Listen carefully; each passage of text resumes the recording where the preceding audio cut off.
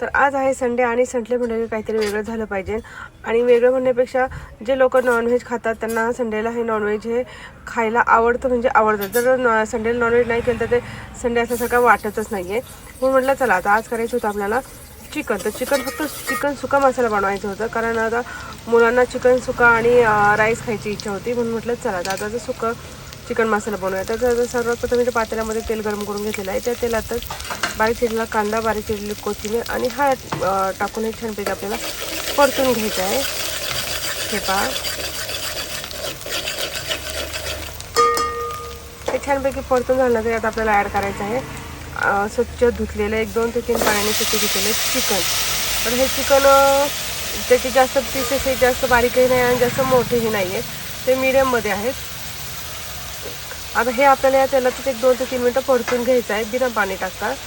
आणि जेव्हा तुम्ही यात पाणी ॲड कराल तेव्हा ते पाणी बॉईल केलेलं असावं, कारण जर तुम्ही थंड पाणी टाकलं तर ते चिकन पटकन शिजवताही नाही आणि त्याची टेस्टही खूप वेगळी लागते. त्यामुळे चिकन शिजवताना नेहमी पाणी गरम करूनच टाकावं. आणि जर तुम्ही कुकरला लावत असाल तरीही तुम्ही सर्वात प्रथम हे असं कांदा कोथिंबीर हळद टाकून ते चिकन परतून घ्या आणि नंतर त्यात गरम पाणी टाकून मगच कुकरला लावा ते.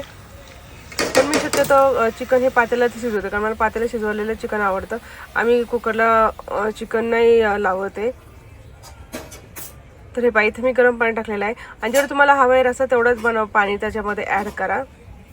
तर आता याचा मी रस्सा बनवणार नाही आहे. हा रस्सा फक्त चिकन शिजवण्यापुरता आणि मुलांना थोडंसं प्यायला आवडतं म्हणून त्यासाठी ठेवणार आहे. बाकी मी फक्त चिकन मसालाच बनवणार आहे. तर इथे पहा चिकन मसाला छानपैकी इथं शिजायला घातलेला आहे.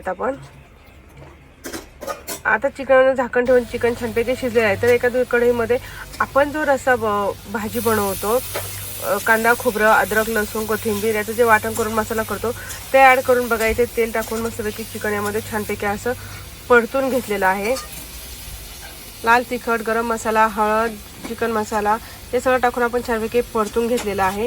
हे पहा, पटकन आणि झटपट आणि एकदम झणझणीत होणारी रेसिपी म्हणजे सुका चिकन मसाला.